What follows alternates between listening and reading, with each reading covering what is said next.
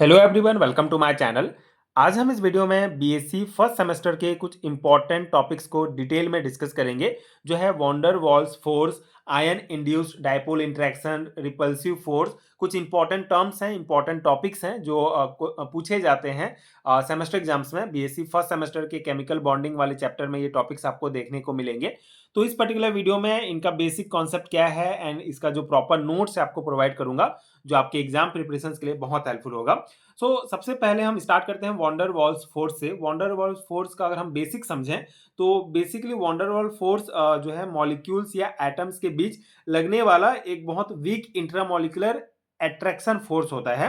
ये फोर्स जो है किसी मॉलिक्यूल के अंदर एटम्स को जोड़ने वाले जो केमिकल बॉन्ड होते हैं, जैसे कि कोवेलेंट बॉन्ड या आयनिक बॉन्ड होते हैं, वैसा नहीं होता है, बल्कि ये मॉलिक्यूल को दूसरे मॉलिक्यूल के बीच में जो है एक प्रकार का अट्रैक्शन होता है। ठीक है, जैसे अगर हम एग्जांपल के लिए समझें तो मान लेते हैं कि दो नॉन पोलर मॉलिक्यूल हम लेते हैं, तो उनके बीच में जो वीक अट्रैक्शन होता है उसको वॉन्डर वॉल्स फोर्स कहा जाता है, वॉन्डर वॉल इंटरेक्शन कहते हैं।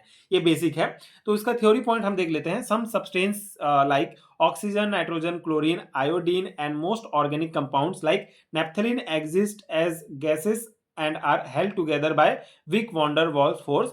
In the gaseous state, these molecules are in a random arrangement and have a lot of empty space between them, resulting in a low density. ठीक है, तो ये theory point है। यहाँ पे क्या कहा गया है कि कुछ सब्सटेंस जैसे कि ऑक्सीजन, नाइट्रोजन या क्लोरीन जो है, या फिर कुछ ऑर्गेनिक कंपाउंड्स जो है वो मॉलिक्यूल के रूप में पाए जाते हैं, और उनके मॉलिक्यूल्स आपस में वीक वॉन्डर वॉल फोर्स के द्वारा जुड़े रहते हैं। इसका मतलब यह है कि किसी सब्सटेंस के दो अलग अलग मॉलिक्यूल के बीच में एक वीक अट्रैक्शन होता है, एंड ये जो अट्रैक्शन होता है केमिकल बॉन्ड जितना स्ट्रांग नहीं होता है, लेकिन फिर भी बहुत इंपॉर्टेंट है। इससे किसी भी मॉलिक्यूल का जो बिहेवियर है, उसका जो फिजिकल प्रॉपर्टीज है, वो हम पता कर सकते हैं, वो जो है इफेक्ट होता है। ठीक है, तो वॉन्डर वॉल फोर्स क्या है? सिंपल सा कॉन्सेप्ट है। जो कुछ सब्सटेंस जो होंगे उनके बीच में एक हल्का सा अट्रैक्शन होगा, मतलब किसी सब्सटेंस के मॉलिक्यूल्स के बीच में एक वीक अट्रैक्शन होगा, उसको वॉन्डर वॉल्स फोर्स कहा जाता है। ठीक है, यहाँ पे गैसेस स्टेट की बात की गई है। जैसे गैसेस स्टेट में जो मॉलिक्यूल्स होते हैं वो बहुत दूर दूर होते हैं, उनके बीच काफी एम्प्टी होता है। जैसे किसी अगर कंटेनर में हम गैस लेते हैं तो गैस के मॉलिक्यूल्स जो है सॉलिड या लिक्विड की तुलना में दूर दूर होते हैं, तो उनके बीच में काफी एम्प्टी स्पेस होता है, और ये मॉलिक्यूल किसी फिक्स अरेंजमेंट में नहीं होते हैं। जैसे सॉलिड का जो मॉलिक्यूल्स है वो फिक्स अरेंजमेंट में होता है, लेकिन गैस के जो मॉलिक्यूल्स हैं वो फिक्स अरेंजमेंट में नहीं होते हैं, बल्कि रैंडमली जो है इधर उधर मोशन करते रहते हैं। तो इन मॉलिक्यूल्स के बीच में बहुत ज़्यादा जगह होता है, गैप रहता है, इसलिए गैसेस की जो डेंसिटी होती है वो कम होती है, लो डेंसिटी कहा गया है। ठीक है, आगे कुछ पॉइंट्स हम देख लेते हैं। जैसे interaction between molecules are very weak in gases, however gas do not follow the gas law completely due to the presence of weak intramolecular force known as van der Waals force. These force are responsible for the physical properties of gas, liquid and solid. ठीक है, तो यहाँ पे concept क्या है कि gas के molecule के बीच इंटरेक्शन बहुत वीक होता है। इसका कारण बेसिकली गैस मॉलिक्यूल के बीच में डिस्टेंस होगा। ठीक है, गैस मॉलिक्यूल्स के बीच में ज्यादा डिस्टेंस होता है, जिसके कारण इनके मॉलिक्यूल का इंटरेक्शन बहुत कम होता है। तो यहाँ पे क्या कॉन्सेप्ट है कि रियल गैस में मॉलिक्यूल के, अगर हम रियल गैस की बात करते हैं तो रियल गैस में जो है मॉलिक्यूल के बीच में वीक इंट्रामॉलिक्यूलर अट्रैक्शन फोर्स मौजूद रहता है। ठीक है, ये रियल गैस की बात हो रही है, जिन्हें वॉन्डर वॉल फोर्स कहा जाता है। रियल गैस में मतलब दो अगर ये मॉलिक्यूल्स दूर दूर होते हैं, जिसके कारण दो मॉलिक्यूल्स के बीच में वीक इंट्रामॉलिक्यूलर अट्रैक्शन फोर्स जो है वो मौजूद रहता है।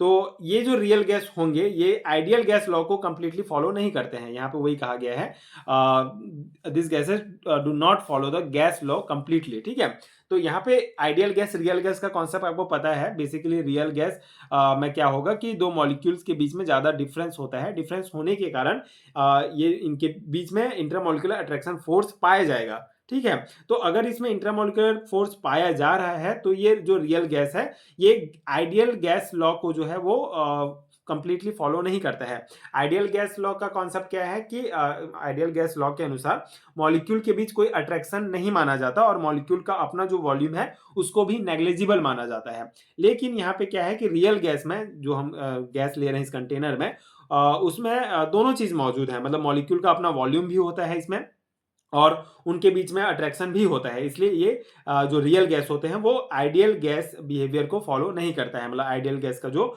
रूल है उसको, ठीक है। तो ये जो है वॉन डर वाल फोर्स केवल गैस ही नहीं बल्कि तो ये जो फोर्स है, ये अट्रैक्शन जो फोर्स कहा जा रहा है, इसी को वॉन डर वाल फोर्स कहा जाता है। और ये वॉन डर वाल फोर्स सिर्फ गैस में नहीं बल्कि लिक्विड्स और सॉलिड्स में भी फिजिकल प्रॉपर्टीज को समझने में ये बहुत इंपॉर्टेंट रोल प्ले करता है, ठीक है। तो यहाँ पे कॉन्सेप्ट आई होप कि आपको समझ में आ गया होगा। यहाँ पे ये जो थ्योरी पॉइंट है, इसमें क्या कहा गया है कि जितने भी रियल गैस होते हैं उनके मॉलिक्यूल दूर दूर होते हैं, जिसके कारण उनके बीच में एक अट्रैक्शन पाया जाता है जिसको वॉन डर वाल फोर्स कहा जाता है। और इस वॉन डर वाल फोर्स के कारण ये आइडियल गैस लॉ को फॉलो नहीं करते हैं, जिसके कारण आइडियल गैस लॉ को फॉलो नहीं करते हैं और रियल गैस जो है ये इनके रियल गैस के बीच में ये वॉन डर वाल फोर्स पाया जाता है। और ये सिर्फ गैस के लिए नहीं बल्कि लिक्विड और सॉलिड के लिए भी बहुत इंपॉर्टेंट ये फोर्स है। इस फोर्स की सहायता से हम जो है बेसिकली मॉलिक्यूल्स के बीच अट्रैक्शन को पता कर सकते हैं और उससे फिर जो मॉलिक्यूलर सॉलिड्स होंगे उनके फिजिकल प्रॉपर्टीज को हम समझ सकते हैं, ठीक है। तो ये कॉन्सेप्ट हो गया। अब यहाँ पे एक इंपॉर्टेंट इक्वेशन दिया गया है, ये आप ध्यान रखेंगे। ये हमारा P plus a upon V square ये कोष्टक में है, ये V minus b equal to R T, ठीक है। तो ये इक्वेशन जो बेसिकली मोल रियल गैस का वॉन डर वाल्स इक्वेशन का एक फॉर्म है, ठीक है। मतलब कि एक मोल रियल गैस की जो वॉन डर वाल्स जो इक्वेशन होगा उसके लिए वो ये इक्वेशन का फॉर्म है, मतलब एक मोल रियल गैस के लिए। यहाँ पे जो P होगा वो बेसिकली हमारा होता है प्रेशर, और ये जो V है ये हमारा मोलर वॉल्यूम को शो करता है। टी जो है एब्सोल्यूट टेम्परेचर है और आर जो है ये हमारा गैस कॉन्स्टेंट होता है, ठीक है। और यहाँ पे ए अपॉन वी स्क्वायर जो है ये बेसिकली इंट्रामोलिकुलर अट्रैक्शन के कारण प्रेशर करेक्शन को रिप्रेजेंट करता है, ठीक है। तो ये इक्वेशन आप ध्यान रखेंगे, ये एक मोल रियल गैस के लिए वॉन डर वाल इक्वेशन है, ठीक है। Van der Waal force are responsible for the attraction between molecules in a gas liquid और solid state. Van der Waals force are stronger in the liquid and solid state than in the gaseous state, ठीक है।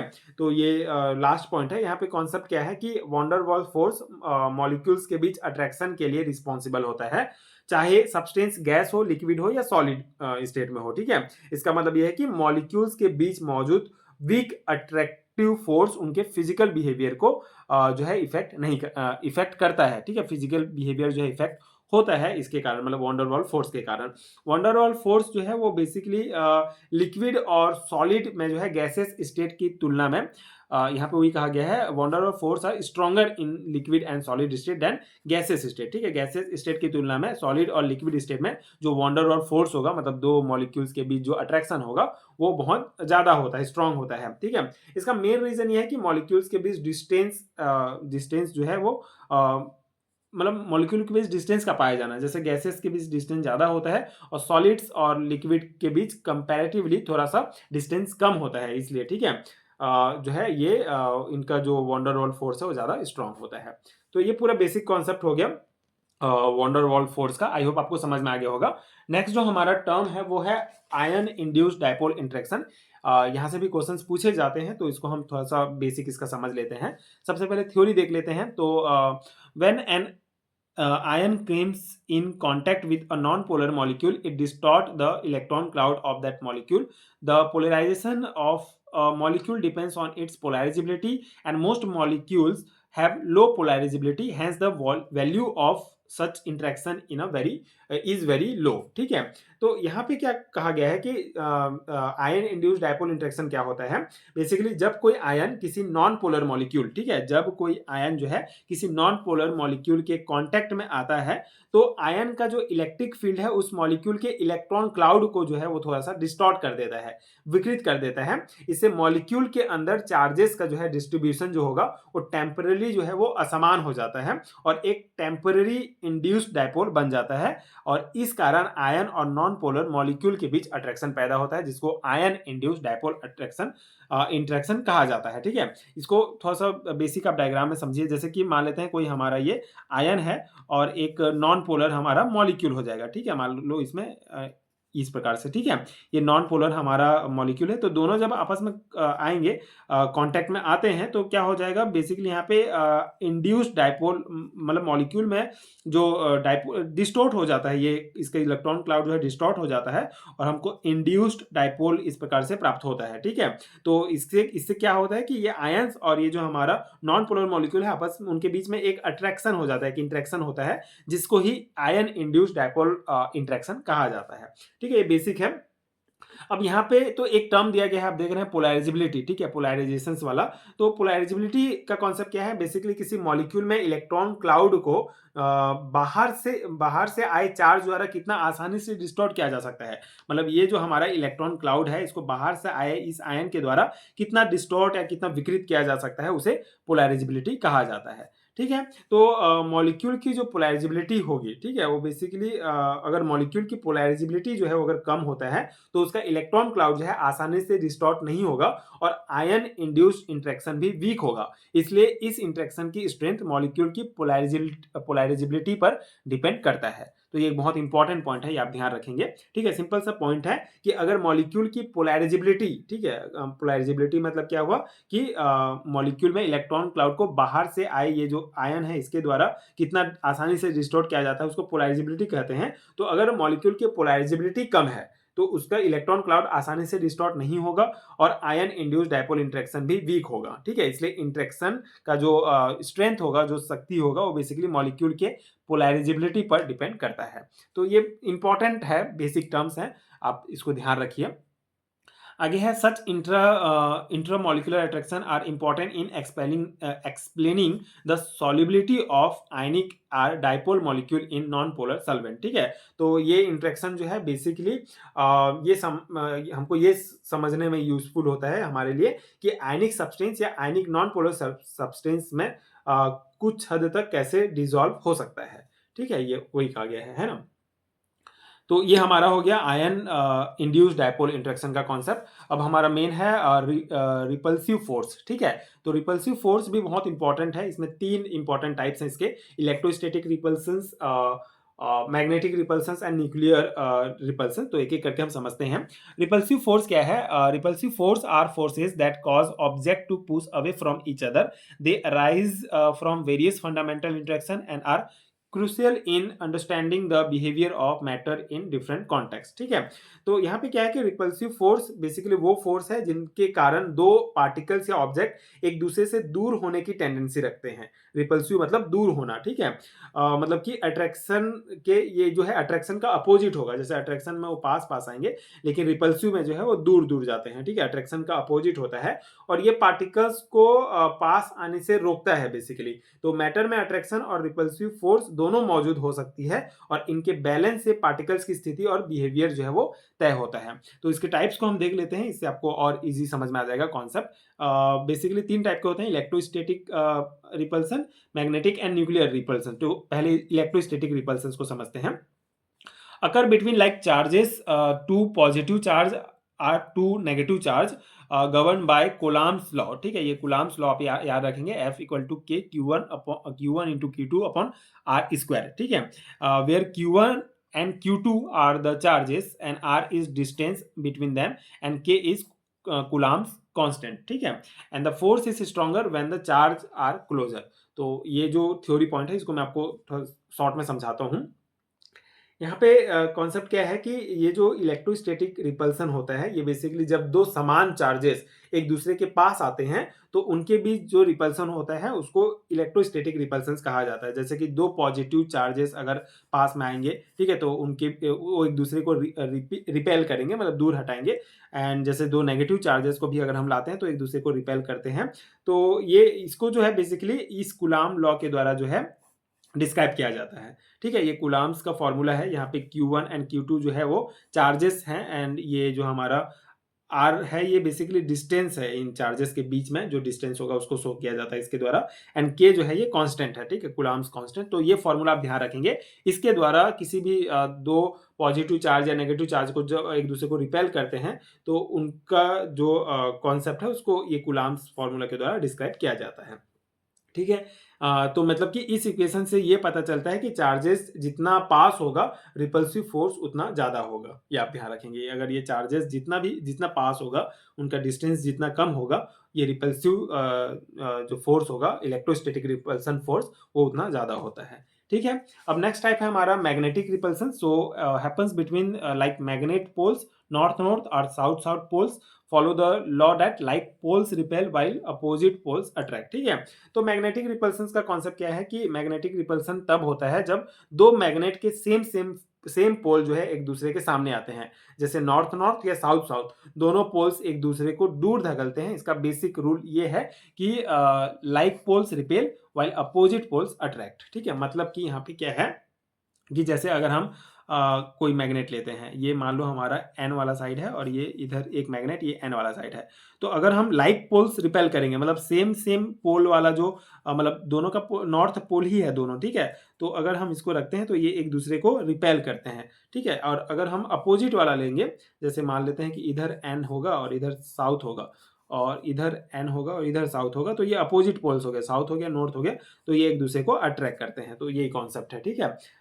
Magnetic repulsion का। Nuclear repulsion क्या है कि involve protons with in the atomic nucleus, although the strong nuclear force hold proton together, electrostatic repulsion between protons due to their positive charge still exists and is contracted by the strong nuclear force at short distance। ठीक है। मैं आपको diagram से इस concept को समझाता हूँ। यहाँ पे कॉन्सेप्ट क्या है कि जैसे मान लो कोई भी हम एक एटम लेते हैं, एटम के अंदर जो न्यूक्लियस होगा उसमें ये पॉजिटिव चार्ज में हमारा, ऐसे मान लेते हैं कि ये सभी प्रोटॉन्स हैं। ठीक है। पॉजिटिव चार्ज प्रोटॉन्स हैं, लेकिन इसमें न्यूट्रॉन भी होंगे। ठीक है। जो जिसमें कोई चार्जेस नहीं होता है। तो ये जो पॉजिटिव चार्ज है ये प्रोटॉन्स है, और ये जो है हमारा न्यूट्रॉन्स है। ठीक है। जिसमें कोई चार्जेस नहीं है। तो यहाँ पे हमारा क्या है कॉन्सेप्ट कि जैसे ये हमारा प्रोटॉन है, ये न्यूट्रॉन है। ठीक है। तो जो प्रोटॉन्स जो होगा वो पॉजिटिव चार्जेस होते हैं, तो प्रोटॉन एक दूसरे को रिपेल करते हैं। ठीक है। रिपल्सन फोर्स लगता है, जो इलेक्ट्रोस्टैटिक रिपल्सन होगा वो होगा, दोनों के बीच पॉजिटिव चार्जेस हैं।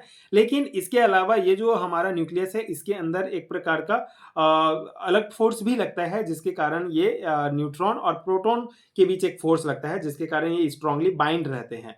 ठीक है। मतलब कि स्ट्रॉन्ग न्यूक्लियर फोर्स भी इसके अंदर लगता है, न्यूक्लियस फोर्स, जिसके कारण ये प्रोटॉन और न्यूक्लियस जो है, न्यूट्रॉन जो है वो बेसिकली बाइंड रहते हैं, और ये हमारा पूरा न्यूक्लियस जो है वो एक साथ रहता है। ठीक है। तो इसको न्यूक्लियर रिपल्सन कहा जाता है। ये सिंपल सा कॉन्सेप्ट है।